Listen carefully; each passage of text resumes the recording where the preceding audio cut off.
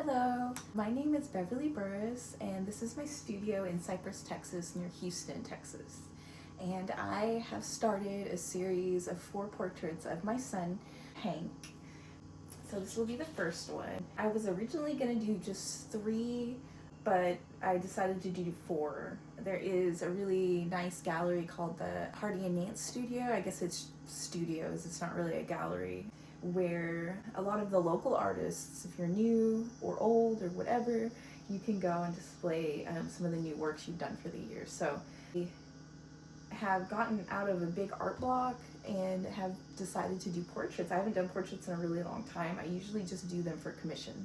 So this is something that I'm doing out of love. It's going to be called a Mother Artist series. I just got done doing a series of works that explain my Christianity and my spiritual growth and what I feel happened to me while getting back to religion. But in this series, this is me coming back to myself in motherhood, and it's called A Mother Artist. And a lot of my focus the past 4 years has been on Hank, and I don't have a lot of support from family.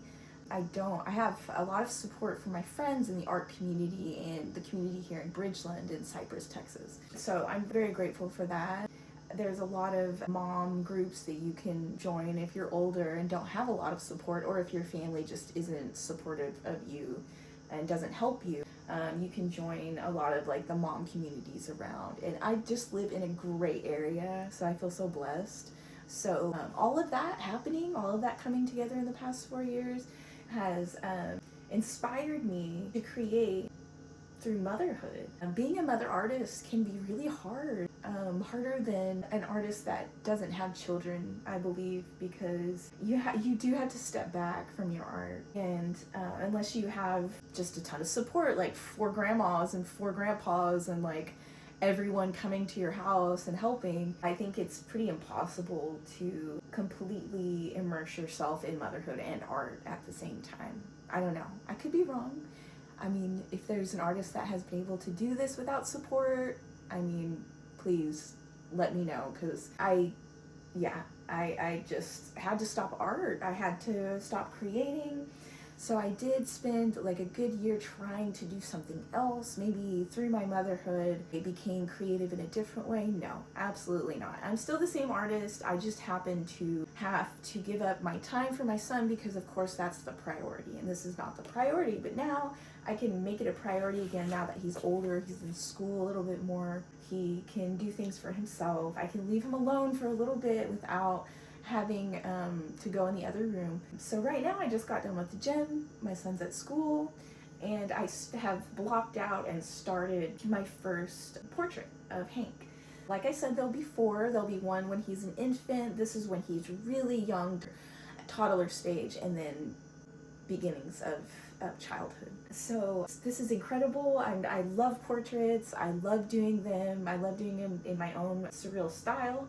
So I basically started with titanium white, lemon yellow, burnt umber, raw sienna, and of course non-Mars black. Those are the colors that are in here right now. I will add green and a little blue to his eyes and a lot more black to the shadows. But this will be the first one. I'm doing them out of order just because, I don't know, that's what I like to do sometimes. I'm not really a straight line kind of person, I guess. I like to go kind of this way. So yeah, I'm starting kind of in the middle of the 4 pieces, and I am really excited to see where this goes. I'm really excited to show them. I'm really excited to explain my story and how motherhood has affected me as an artist, has challenged me as an artist, and has grown me as an artist that I am today in this moment. And it's beautiful to give up your time for someone you love. So I know there's a lot more stories out there about giving up your artistic journey for elderly parents, for family members that need to be taken care of. There's a lot of artists that sacrifice their craft in order to just live life. So I know that there are other stories out there. So if you'd like to share your story, I'm here. I love that kind of thing. I love people's lives and learning about how they've endured and have conquered. I'm gonna finish this, or try to attempt to finish this today, if not tomorrow. So yeah, thank you for joining me. I'm so excited to paint my son, and I'm glad you're here for it. So it's funny, I did not finish this in 2 days. I actually finished it in about a week, but I had spent some time on and off on it. So I'm really happy about the progress, because I mean, I only have 4 of these, so that's not going to take up much of my time. Right now I'm just establishing where the highlights and shadows are going to be in the background. Around his mouth and face, I want it to be a little bit darker so that we can look a little bit more at the highlights in his hair and his face. So I'm just rounding it, and I'm establishing where the darkest parts of the hair is compared to the lightest parts. So it's really important to know the depth of something, especially hair. I feel like a lot of artists try to do every single strand, but I try not to go that way with it. Sorry, I'm in front of the camera right here. And this was probably my favorite part, was getting the green on. As you can see, I had to cut open my bottle of paint because I didn't have enough, so I went and got another Hooker's Green from Amazon. It's one of the funniest colors, Hooker's Green. I don't know why they call it that, but it's really funny. I think it's just unique to a couple of brands too, so it's my favorite green. So I've got like the shell of the shirt done, and now I'm going and I'm going over the parts I went over before, because now they have dried. So that's the beautiful thing about acrylic, is that once you go over something, not 2 minutes later you can go over it again and it's dried a little bit. It gets a little tacky. You're still able to blend like oil paint and everything. I feel like I have more freedom with acrylic because it does dry fast. I'm a fast painter. I want things done fast. I want results now. I like to squash crisis. I like to squash conflict. I like to just get it out of the way so I don't have to worry about it anymore. So that's why I like painting, is because I feel like it resolves a lot by making the image inside of myself. So if I'm able to fix the painting, if I'm able to do the painting, it gives me a lot of confidence just in my life. So I'm able to, finish this. I'm able to make the shapes I want. I get so frustrated when the shape doesn't come out the way I want to, and I have to like redo something. So that's why a lot of the times you'll see me paint over paintings, because I'm just done. I'm so frustrated. Right now I'm getting the cheeks and lips. These are probably the hardest parts were the cheeks and lips. I made the cheeks really slim at some points. You'll see me go over them so much, and the lips too, just because I didn't want that really dark sort of like rose color. I wanted it to be a little bit more like the flesh tone, like the burnt umber. So I'm kind of having a hard time mixing those and blending them. So I'm probably going to leave those for a long time and come back to them, because when I do that, when I move back and I come back, it's a little bit easier for me. So now I'm just kind of smoothing everything out and getting the ears in. I left out the right ear and I'm fixing the left ear. And I have a little bit more highlights to go in the hair. The front of the hair is the last part that I'll do. I'm gonna go from back to front. And then on the skin, I'm gonna go from the face, and then I'm gonna go out to the other parts, just to make the roundness easier, I guess. You can see me struggle so much with this cheek. Like, I cannot get the right side, and I'm trying to make it an image that it's not, and that's why I'm having such a hard time, is because I'm not actually looking at the picture. I'm looking at what I would like it to look like. But as you can see, I do fix it eventually. So he's kind of fixed. There's the cheeks and the lips. And now I've kind of established a starting point to the second half. So this must have been like maybe 5 days later. I'm getting all my paints again out because they dry and I have to redo them. That's why I like to do stuff really fast, is because the paint dries and I want it to be wet.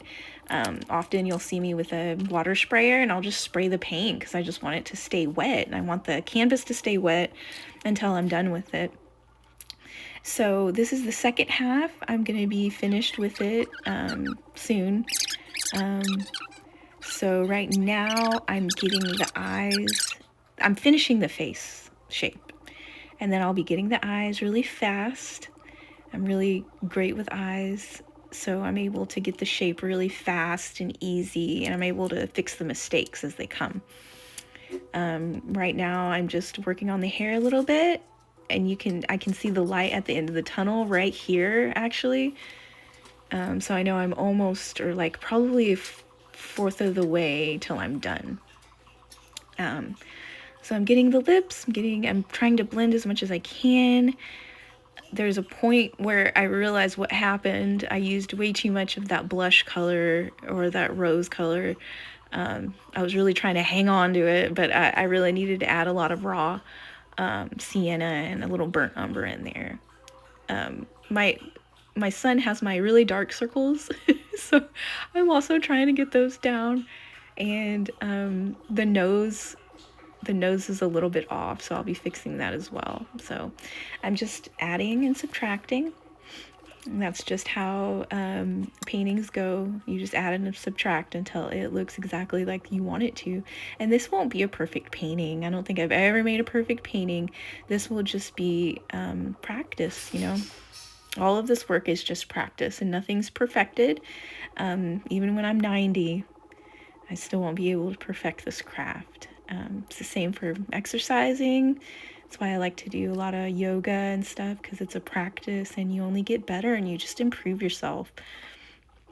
So this practice I will be very, very thankful for, especially because I get to paint my son and I get to show it. And so that's just wonderful. And right now, oh, it's my favorite part, establishing the eyes. That's the soul of the painting. So I've gotten the soul in there, and I believe that I did cut away for a little bit, and I did some work on it without filming. So you'll probably see a cutaway of that. I love, love, love the blue, but the blue is much darker than that, so I do have to fix that eventually. And the right side has a lot of the light, so I have to fix that as well. So I'm going to leave the light until the eyes are done to see where I can put more shadows to establish that shape.